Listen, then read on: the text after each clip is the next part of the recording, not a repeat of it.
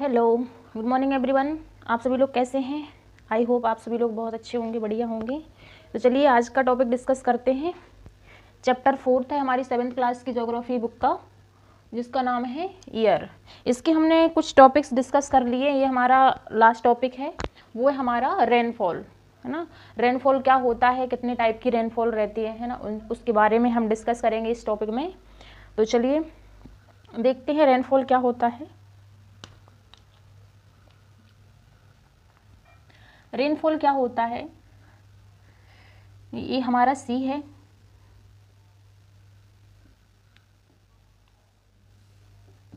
ये सी है हमारा,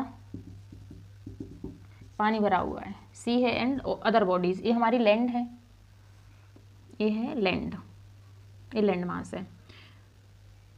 तो क्या होता है, जो पानी वेपराइज होके इस तरीके से एयर में उठ जाता है, इवोपरेशन के फॉर्म में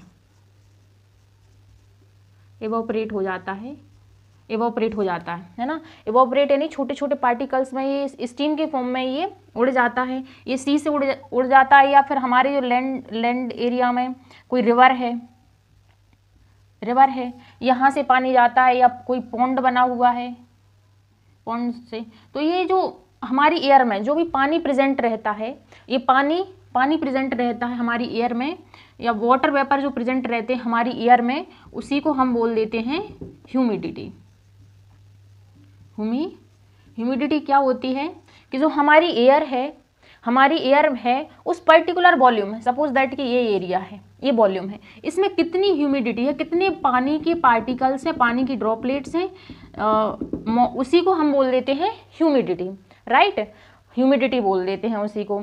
तो जो ह्यूमिडिटी है, जो मॉइस्चर है, हमारी एयर में प्रेजेंट रहती है। तो जो हमारी अर्थ से या सी से जो पानी जाता है स्टीम के फॉर्म में इवोपरेट होके हमारे एटमॉस्फेयर में प्रेजेंट रहता है, ये क्या रहता है, हमारे ऊपर जाके, ये बहुत ऊंचाई पर जाके ये कंडेंस हो जाता है। कंडेंस यानी ये पानी हम जैसे ही हाइट पर जाते हैं तो ये कंडेंस हो जाते हैं। क्यों? क्योंकि वहाँ पर सबसे ऊपर जाएंगे तो हमारा वहाँ ऊंचाई पर कोल्ड एयर रहती है, कोल्ड टेम्परेचर कम रहता है। जैसे ही हम ऊंचाई पर जाएंगे तो वहाँ पर ये कोल्ड एयर से या टेम्परेचर कम है, वहाँ उस सरफेस से टकराकर ये क्या होता है, ये जो ह्यूमिडिटी हमारी एयर में है, ह्यूमिडिटी ये उससे टकरा के ये पानी की बड़ी बड़ी ड्रॉपलेट्स में ये कन्वर्ट हो जाएगा। उससे हमारा ये क्लाउड का फॉर्मेशन हो जाता है। तो इस तरीके से हमारे ये क्लाउड बन जाते हैं। जैसे ही क्लाउड्स बनते हैं तो क्या रहता है कि जो पानी की ड्रॉपलेट्स हैं, ये क्लाउड क्या है, क्लाउड वही तो है, पानी की जो ड्रॉपलेट्स है उन्हीं से मिलकर हमारा एक क्लाउड बना हुआ है, राइट, क्लाउड। एंड ये अब क्लाउड क्या होगा, ये पानी की ड्रॉपलेट्स क्या होंगी, धीरे धीरे क्या होंगी, ये बड़ी हो जाएंगी साइज में। क्यों? क्योंकि मॉइस्चर जा रही है इधर से, एयर से, वो कंडेंस होती जा रही है, जिससे कि ड्रॉपलेट्स इतनी बड़ी हो जाती हैं कि वो हमारी जो एयर है, एयर पे फ्लोट नहीं कर पाती हैं, जिसकी वजह से क्या रहता है, ये पानी की जो ड्रॉपलेट्स हैं वो इस तरीके से ज़मीन पर आने लगती हैं, है ना, ज़मीन पर आने लगती हैं। और उसी को हम बोल देते हैं क्या, इसी को हम बोल देते हैं रेनफॉल, है ना। जो क्लाउड है वहाँ से जो पानी है वो नीचे आने लगता है, उसी को हम बोल देते हैं रेनफॉल। ये किस फॉर्म में आता है, ये प्रेसिपिटेशन, मतलब पानी का ज़मीन पर आना, उसे हम बोल देते हैं प्रेसिपिटेशन, राइट। इस तरीके से जो पानी है वो ज़मीन पर आ जाता है, तो इसे हम बोल देते हैं प्रेसिपिटेशन, राइट। एंड क्या होता है, कभी कभी क्या रहता है कि बहुत ज़्यादा टेम्परेचर कम होने की वजह से जो पानी है, जो पानी की ड्रॉपलेट्स है ना, वो इस तरीके से हेल में कन्वर्ट हो जाती हैं या स्नो में कन्वर्ट हो जाती हैं। मतलब कि ये स्नो में कन्वर्ट हो जाती हैं, आइस में कन्वर्ट हो जाती हैं, और बोलें तो स्लेट, है ना। तो ये आइस फॉर्म में, बर्फ फॉर्म में कन्वर्ट हो जाती हैं। इन्हीं को हम तो ये सॉलिड फॉर्म में भी ये प्रेसिपिटेशन होता है, राइट। मतलब कभी हम जैसे बोलते हैं ना कि ओले पड़ गए, है ना, कहीं पर ओले पड़ गए, हेल स्टॉर्म, तो उसी वो होता है हमारा जो सॉलिड फॉर्म में जो वाटर ज़मीन पे आता है, वो उस तरीके का प्रेसिपिटेशन होता है। जो वाटर ड्रॉपलेट्स में प्रेसिपिटेशन होता है उसे हम बोल लेते हैं रेनफॉल। एंड जो स्नो बन जाता है, स्लीट बन जाता है, तो हम उसे बोलते हैं स्नोफॉल, राइट। स्नोफॉल बोलते हैं, क्यों? क्योंकि जैसे हम बोल लेते हैं कि बर्फ की बारिश होना, है ना, तो उसे हम बोलते हैं स्नोफॉल बोलते हैं, राइट। तो ये स्नोफॉल हो गया। तो इस तरीके से ये प्रेसिपिटेशन है, उसके टाइप है। प्रेसिपिटेशन के टाइप है रेनफॉल, स्नोफॉल, राइट। इस तरीके से ये पानी हमारे ज़मीन पर आता है। तो क्या है, इसे रेनफॉल है, ये ना कई तरीके से फॉर्म होती है, कई तरीके से फॉर्म होती है। इस रेन के कुछ टाइप हैं, वो हम डिस्कस करेंगे, जैसे कि cyclonic rainfall, orographic rainfall and convectional rainfall. ये इनके टाइप हैं। ये कुछ वर्ड इसमें यूज़ किए गए हैं इस 7th क्लास की NCERT बुक में, जिसको हम समझेंगे, राइट। तो साइक्लोनिक रेनफॉल क्या होती है?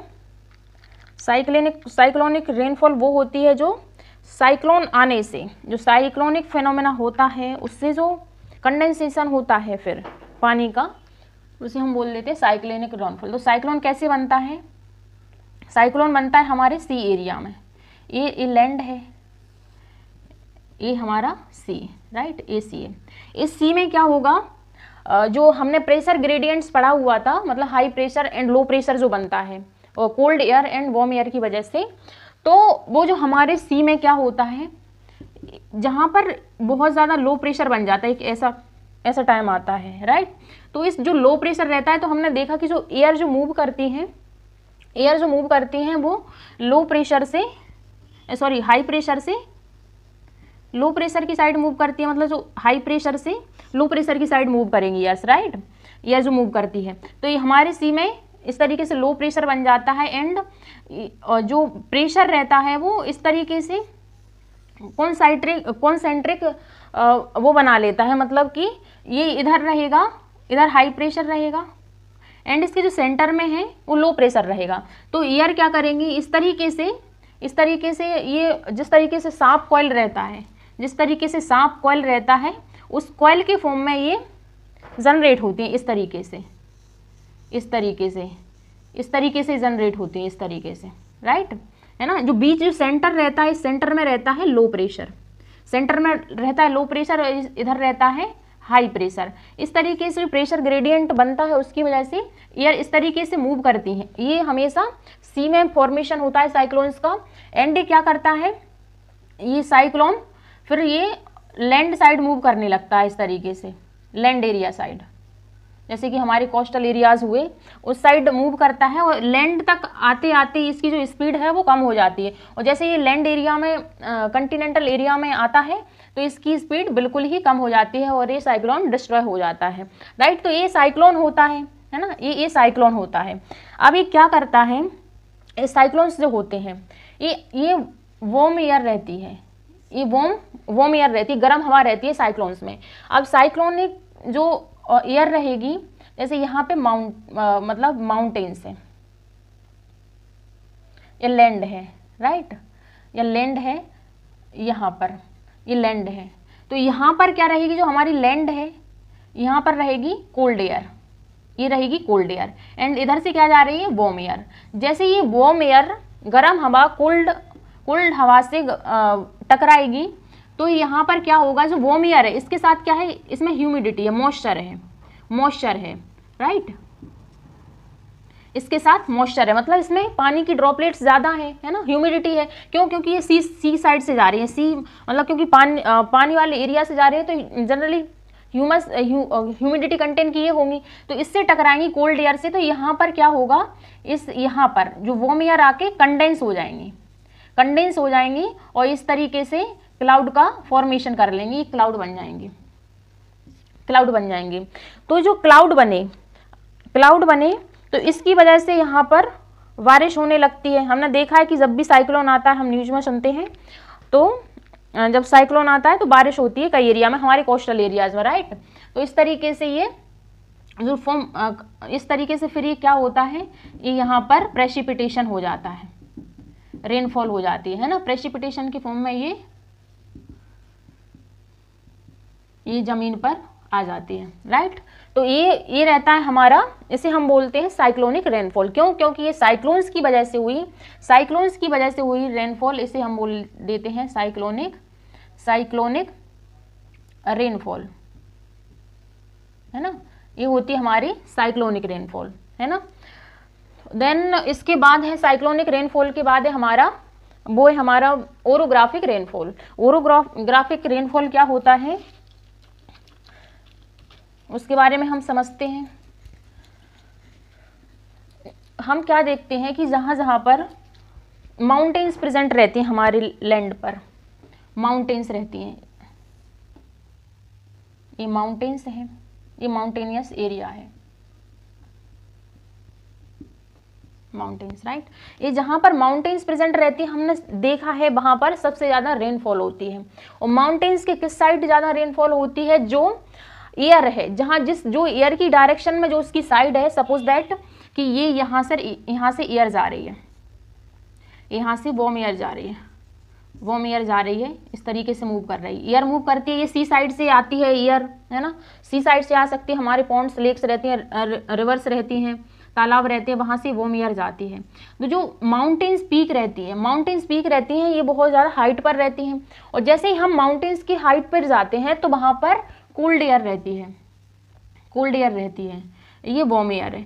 तो जैसे ही ये कोल्ड एयर से टकराएगी हाइट पर जाके, तो यहाँ पर ये कंडेंसेशन हो जाएगा। कंडेंसेशन मतलब कि जो पानी जो अभी स्टीम फॉर्म में था, इवोपरेट होके गया था, वो अब ड्रॉपलेट्स में कन्वर्ट हो जाएगा। तो ये क्लाउड बन जाएंगे, एंड देन फिर क्या होगी, ये कुछ ही टाइम बाद यहाँ पर रेनफॉल हो जाएगी, प्रेसिपिटेशन हो जाएगा। तो इसको हम बोल देते हैं ओरोग्राफिक रेनफॉल, इसी को हम बोल देते हैं ओरोग्राफिक रेनफॉल। ओरोग्राफिक मतलब जो माउंटेन से जो रेनफॉल होती है उसे हम बोल देते हैं ओरोग्राफिक रेनफॉल, राइट। तो ये थी हमारी ओरोग्राफिक रेनफॉल। देन हम देखेंगे कि कन्वेक्शनल रेनफॉल क्या होती है। कन्वेक्शनल रेनफॉल क्या होती है, ये हाथ पर इंक फैल गई है, इसका क्या सॉल्यूशन हो, राइट। चलो देखते हैं कन्वेक्शनल रेनफॉल क्या होती है।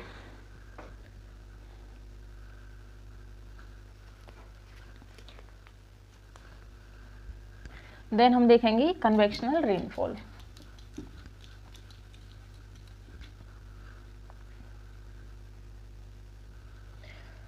कन्वेक्शनल रेनफॉल नॉर्मली जैसे ये पानी है अर्थ सरफेस पर, जैसे ही ये उठता है, ये हमारी लैंड है, ये लैंड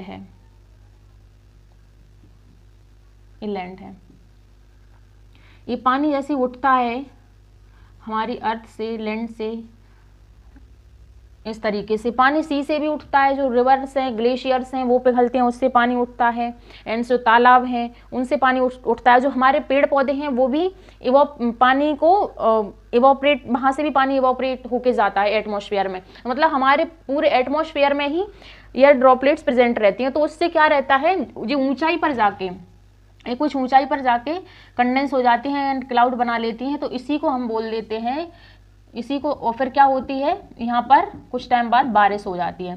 तो इसको हम बोल देते हैं कन्वेक्शनल रेनफॉल, इसे हम बोल देते हैं कन्वेक्शनल रेनफॉल, राइट। तो ये हमारी कन्वेक्शनल रेनफॉल है, क्यों, पानी इससे इवोपरेट होके जाता है, हमारे वो तालाब से जाता है, रिवर्स से जाता है, पेड़ पौधों से जाता है ना, ओके, और या किसी भी वाटर रिसोर्सेज से जाता है, वो ऊपर जाके कंडेंस हो जाता है। तो उसे हम बोल देते हैं कन्वेक्शनल रेनफॉल, जो इस फिनोमेना की वजह से जो रेनफॉल होती है, राइट। तो ये हमारा रेनफॉल हुआ। आई होप आप लोगों को ये रेनफॉल के टाइप समझ आए होंगे। तो इस वीडियो में इतना ही। देन हम देखेंगे आने वाला नेक्स्ट चैप्टर, जो कि है चैप्टर 5 ज्योग्राफी बुक का 7th क्लास की, एंड उसमें हम पढ़ेंगे वाटर के बारे में पढ़ेंगे, वाटर रिसोर्सेज के बारे में पढ़ेंगे, है ना, वो हम पढ़ेंगे, वाटर साइकिल वगैरह पढ़ेंगे। तो चलिए इस वीडियो में इतना ही, राइट। तो वीडियो में बने रहने के लिए आप सभी लोगों का धन्यवाद। Thank you to all of you.